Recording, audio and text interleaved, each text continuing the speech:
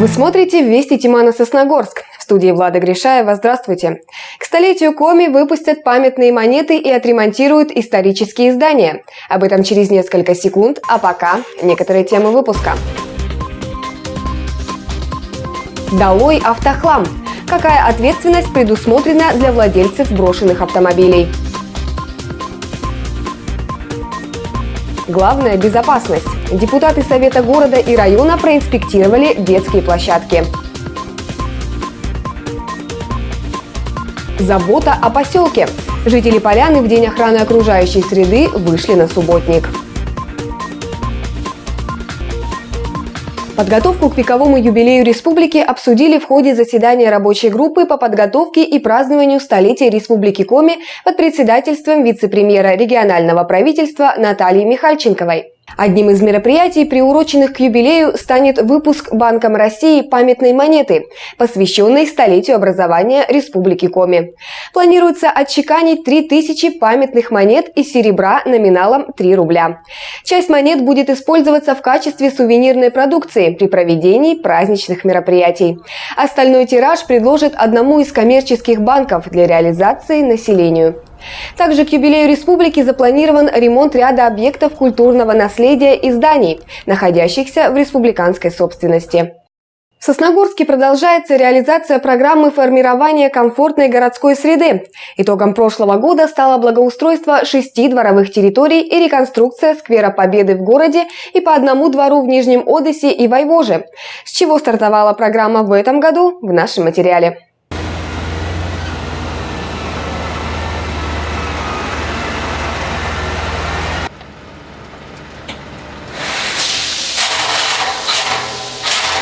Шум работающей техники и планировка будущей территории.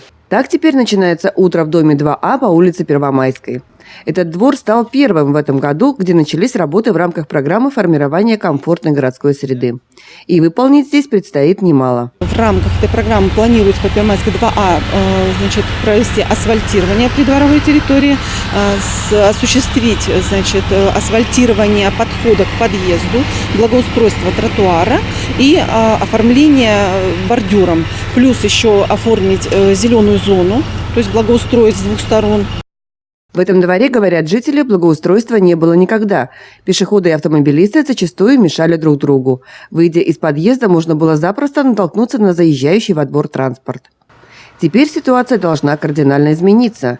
И шум, развернувшийся во дворе стройки, не раздражает, а скорее радует жильцов. Они как вчера начали так дружно работать. Сегодня я уже смотрю, думаю, где они есть, приехали. Очень, конечно, очень рада. Я живу здесь 3 года. И вот этот двор неблагоустроенный, и машины вот эти под окна ставят. Ну, не всем же водителям выйдешь и со всеми будешь ругаться. Я очень рада, что мы вошли в эту программу. Просто без ума. И вот то, что они вот сейчас делают, и газоны, и бордюры, и посадим цветы, это будет очень красиво.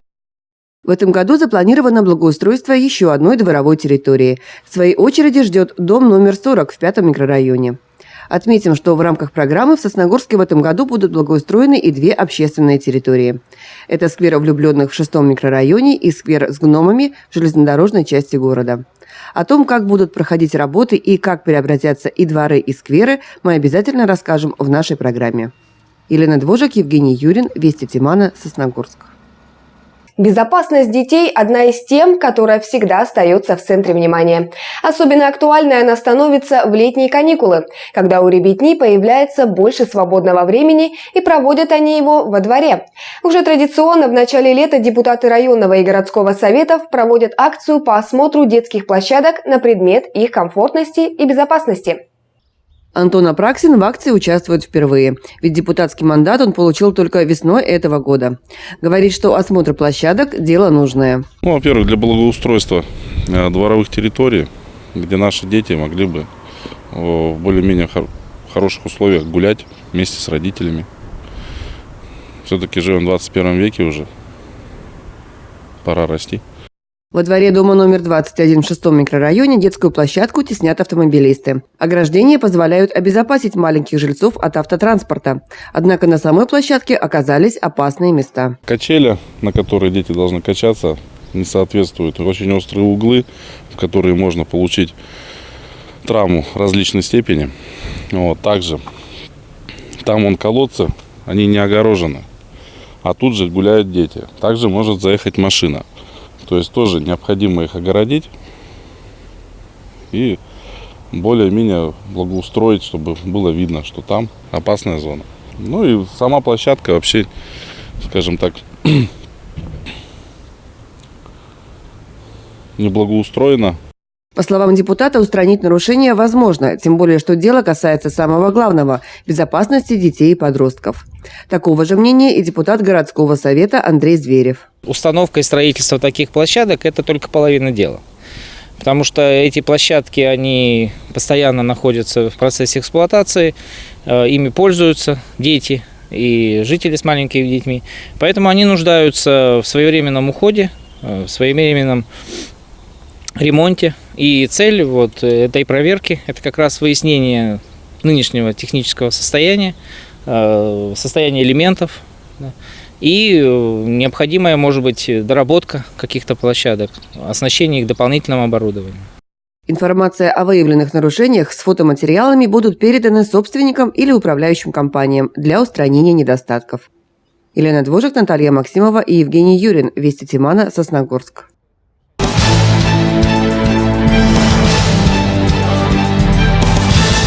За последние 20 лет количество автомобилей в России увеличилось в 2,5 раза. Особенно это чувствуется во дворах, где не хватает места для парковки.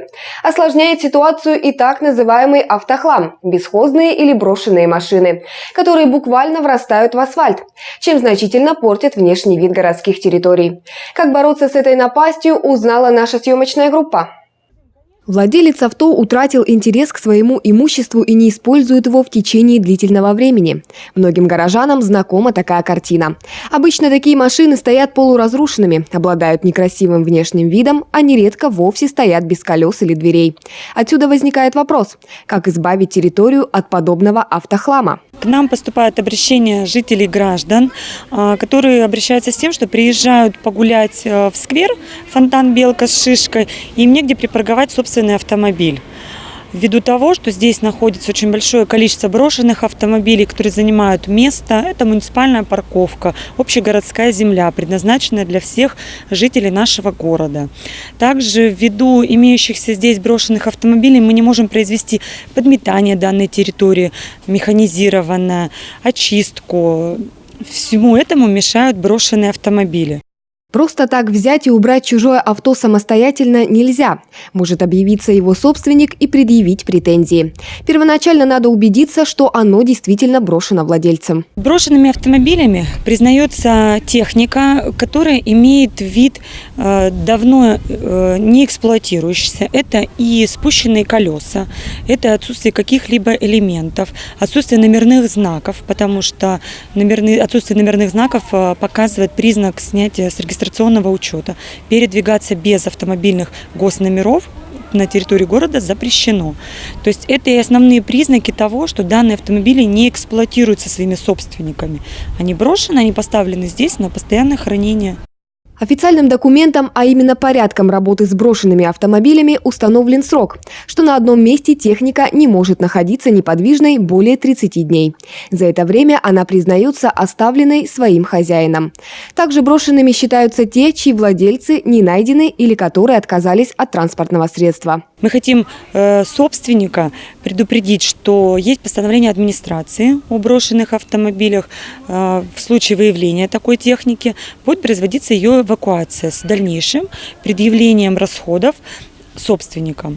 Поэтому мы сегодня уведомляем собственников, что если до 1 июля они не уберут весь этот брошенный автотранспорт, начиная от этого автомобиля, заканчивая вот тем дальним, после 1 июля управлением ЖКХ будут предприняты меры по принудительной эвакуации брошенного автотранспорта.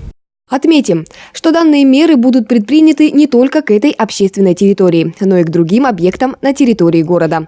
А за более подробной информацией о том, как убрать из своего двора автохлам, можно обратиться в управление жилищно-коммунального хозяйства по телефону 50282. Влада Гришаева, Евгений Юрин, Вести Тимана, Сосногорск. 5 июня во всем мире отмечался День охраны окружающей среды. Этот праздник призван обратить внимание жителей планеты на проблемы экологии. Неравнодушных жителей немало и в Сосногорском районе. Так, в поселке Поляна Дню охраны окружающей среды посвятили субботник, участие в котором приняли как дети, так и взрослые. Андрей Калиничев продолжит.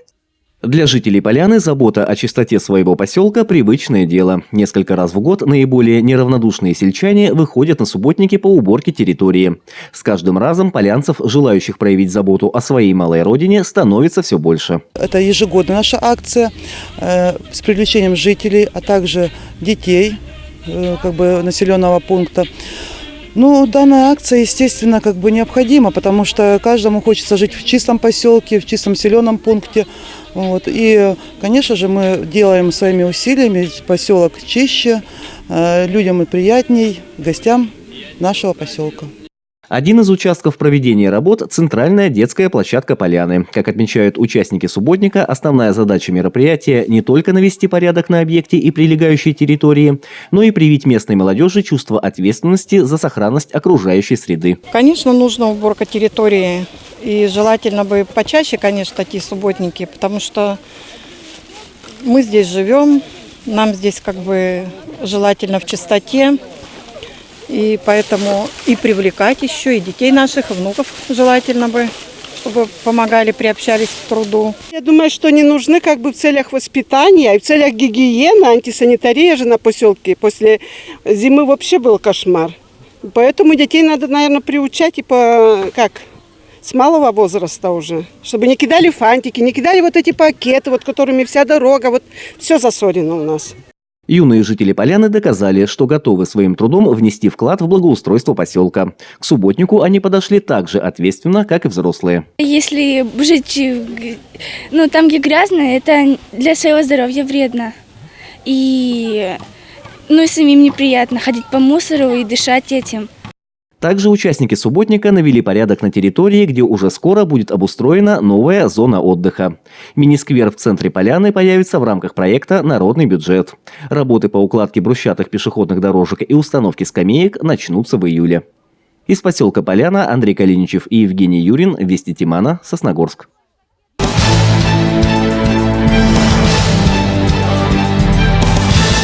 12 июня жители Сосногорска смогут принять участие в массовом велопробеге «Велоночь-2019», посвященном Дню России. Сбор и регистрация участников спортивного праздника начнется в 6 часов вечера на площади имени Гагарина. Старт велопробега будет дан в 7:30.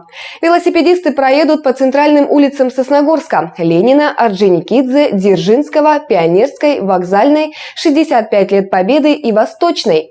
Для участников велоночи предусмотрены призы в нескольких номинациях, а главным призом спортивного праздника станет велосипед. В завершении выпуска о погоде. В ближайшие выходные, по прогнозам синоптиков, станет гораздо теплее. В субботу осадков не ожидается, а вот в воскресенье атлантический циклон принесет очень теплый и влажный воздух. Повсеместно пройдут кратковременные дожди. Пик высоких температур придется на воскресенье. Температура воздуха повысится в среднем до 25 градусов. На сегодня это вся информация. Новая уже в следующих выпусках нашей программы. А я с вами прощаюсь. Всего доброго и удачных выходных. Лес – наше общее достояние и бесценное зеленое богатство России. 90% лесных пожаров возникают по неосторожности или беспечности человека. Пожары наносят непоправимый ущерб лесу. Будьте осторожны в лесу с огнем. Огонь в лесу – не просто опасность, а предвестник трагедии. Лес – это уникальное наследие, сохранить которое – наша задача.